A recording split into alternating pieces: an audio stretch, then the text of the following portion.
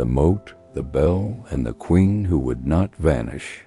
In the year of our Lord 1215, on a damp evening in northern France, a servant boy named Etienne slipped on the moss-slicked edge of the castle moat and vanished into the black water with barely a splash. No one saw him fall, least of all the drunk squire who'd just leaned over the parapet to vomit into the very same ditch. By dawn, the cook had sent a prayer candle floating downstream in his honor, though whether it was for his soul or to mask the smell, no one could say. Such was life in the Middle Ages, a constant negotiation between grandeur and gravity, between divine order and the sheer stupidity of men wearing 60 pounds of steel after 3 flagons of ale. The moat, for all its fearsome reputation, had long ceased to be a deterrent to enemies. Invaders learned quickly that it was easier to bribe a gatekeeper than to swim through a stew of stewage dead chickens and last week's chamber pot leavings. But the moat remained, not for defense, but for theater.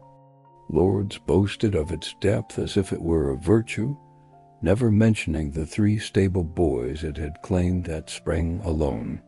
A proper moat, one baron once declared, keeps the riffraff out and the corpses in. He drowned 2 weeks later during a jousting banquet, having mistaken the drawbridge for a dance floor. Safety, when it came, arrived not through wisdom, but through repeated catastrophe. After the 5th knight sank like a stone in full armor, someone finally tied a rope across the bridge. After the countess vanished through her privy seat mid-complaint about the quality of the turnips, carpenters began fitting lids on toilet pits. Not for modesty, not for hygiene, but because, as one weary steward put it, we cannot keep burying nobles in compost heaps and calling it divine will. Even light was a hazard. Candles, those flickering sentinels of romance and ruin, turned many a great hall into an inferno before supper. In one particularly unfortunate incident in Burgundy, a monk attempting to bless a barrel of wine tripped, set his robe ablaze, and rolled into the cellar, taking half the abbey's vintage with him. From such ashes rose the candle guard, a humble ring of iron 4 inches tall that stood between man and immolation. It did not stop folly, only delayed it long enough for someone to fetch a bucket of sand. And then there were the bell towers. Ah, the bell towers' stone fingers pointing to heaven, crowned with ropes that led straight to hell. For centuries, priests had rung the bells during thunderstorms to frighten off the devil.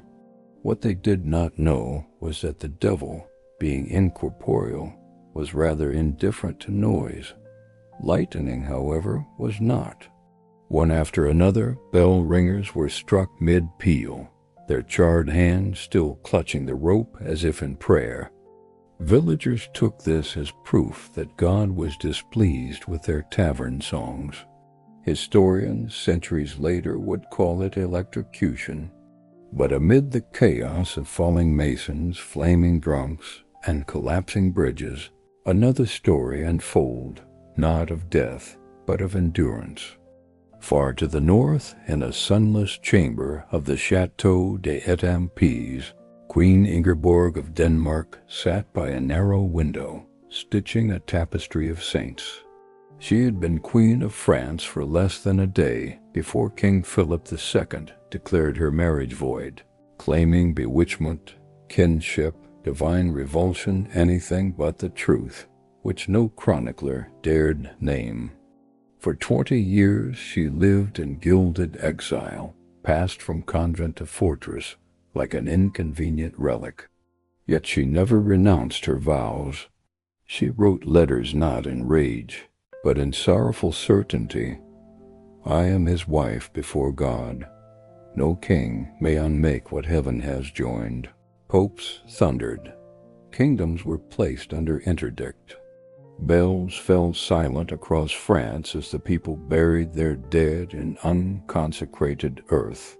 Still, Philip refused, until the weight of heaven itself pressed upon his crown. He dismissed his second wife, Agnes, whose gentle eyes had been his solace, and restored Ingeborg in name, if not in heart. She returned to court not with vengeance, but with silence. And in that silence she became more powerful than any army. While knights roasted in their armor and tavern brawls lit villages aflame, Ingeborg endured. She outlived Philip.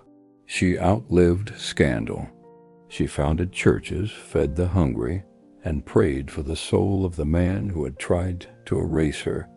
When she died at last in 1237, the bells rang not in fear, but in reverence. Back at the castle, they'd finally installed railings on the parapets, lids on the privies, and stone walls around the kitchen. Progress, they called it. But progress was not measured in bricks or iron. It was measured in the quiet persistence of those who refused to drown, whether in moat, in fire, or in silence. And so the Middle Ages marched on, a time of plague and poetry, of red-hot pokers and radiant stained glass, where every safety measure was born from someone's last mistake, and every legend from someone's refusal to vanish.